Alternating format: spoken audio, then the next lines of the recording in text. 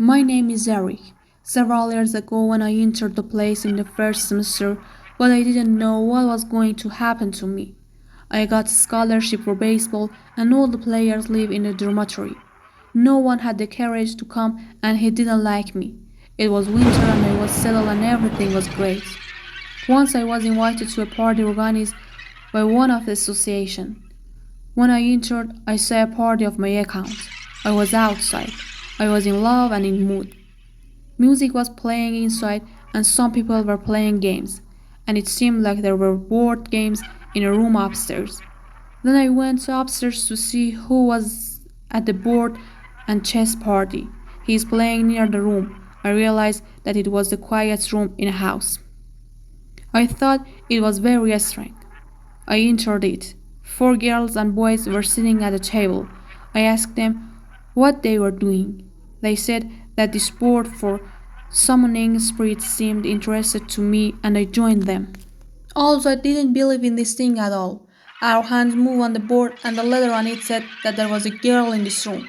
But I thought they moved it themselves, so I let go and left. And that's where the inexplicable thing came from the dormitory. It happened at night in the car and in my room I could hear laughter. The sound was not coming from outside. I had nightmares every night.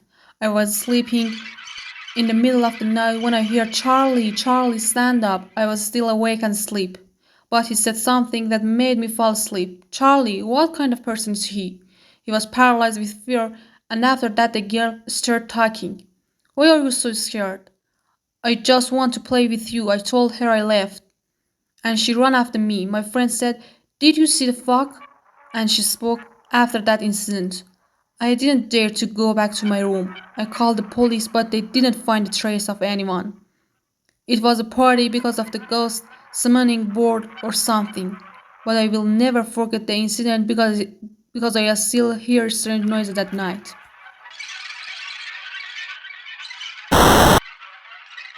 When I was about 4 or 5 years old, I experienced something that I really can't explain. One day I came home from school and wanted to play with my car. When I opened the door to my room, I saw all my toys falling on the floor, and I panicked maybe because I have autism. That's why I quickly panicked. Then I went and told my mom why you messed up my toys, but she said that she didn't go to my room at all. I didn't care. That night I was asleep. But my dad was still awake. Go and sleep. Mom thought that my dad was upset because she knew that I was asleep. In short, dad forced mom to go to my room and check on me. But I was deep in sleep. Then the two of them went back to their bed the next morning. My mom had a very scary experience. She was wearing clothes. My dirty hair was coming down the stairs when someone pushed her from behind and she fell to the ground. The strange part of the story is that I was at school at that time and my father was at work. My mother was alone at home. Of course, she thought she was alone. She picked her up from the floor and put her on my bed when he was coming from my room. He took me out and then he fainted. I came home and saw my mother unconscious on the floor. I was scared. My mother woke up from my crying and said that she saw her brother's baby. I said, well, what did she say? My son, your cousin's son is dead. My cousin's son died in an accident before I was born.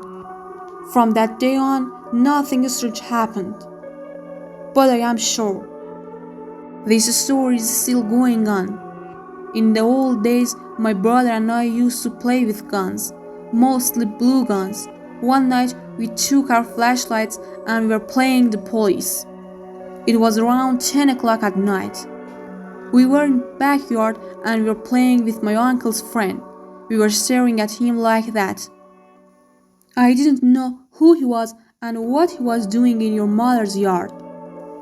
He suddenly died and said, you guys are playing too.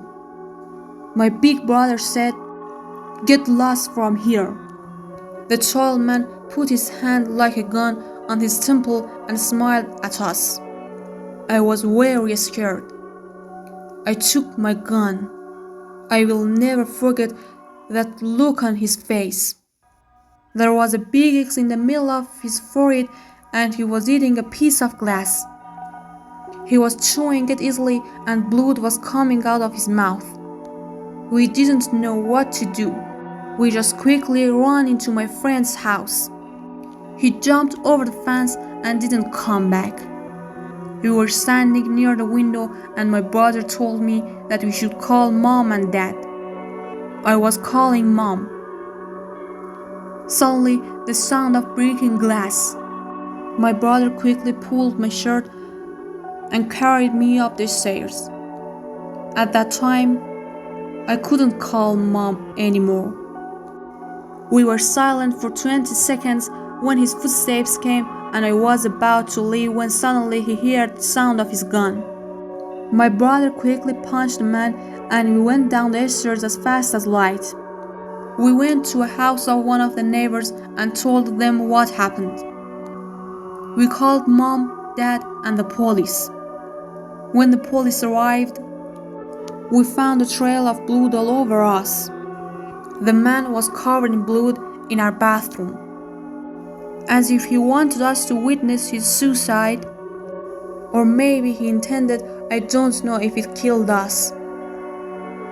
But that night was one of the most terrifying scenes in my life and I can never forget it. This happened in January 2019. My mom and dad were going to a party. They told me that the party is in New Jersey and it starts at 8 p.m. and they won't return home until 3 a.m. That I should pay attention to my younger brother, who is 10 years old.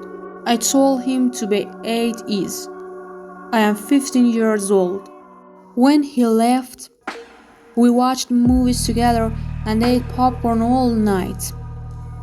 It was around 11:30 at night and the Avengers movie was ending. I told my brother to go and brush your teeth. Brush your teeth and then go to sleep. I stayed awake and watched the movie log on until the end. The movie ended and it was around 2 a.m. I was sleeping there when my brother came down. I looked at him confused. My brother is a joker and he wasn't joking. He told me to come up and see for yourself.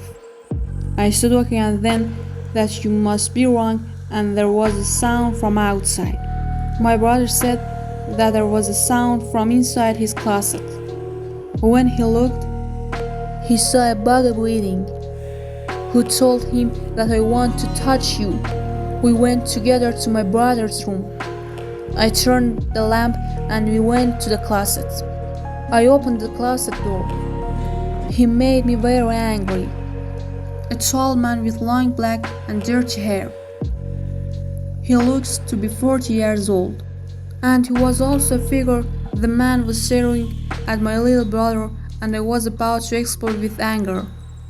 When my brother told me that Bugaboo wanted to touch me, I understood what he meant. I kicked him hard. His face was full of blood and he couldn't breathe. I grabbed my brother's hand and took him to the bathroom. I locked the door and called the police. Then I called my mom and dad. I was very scared. About 10 minutes later, the police arrived and searched my brother's room. But he wasn't there. The police searched the whole house, but I couldn't find him. I gave them the full details of that man. And one of the policemen stayed in our house until the next morning. A week later, I heard that the man was arrested, allegedly for raping an 11-year-old boy. And mom, my father killed me. We found out that he had raped many children before and even killed my children and their parents. The man was 47 years old and was sentenced to life imprisonment.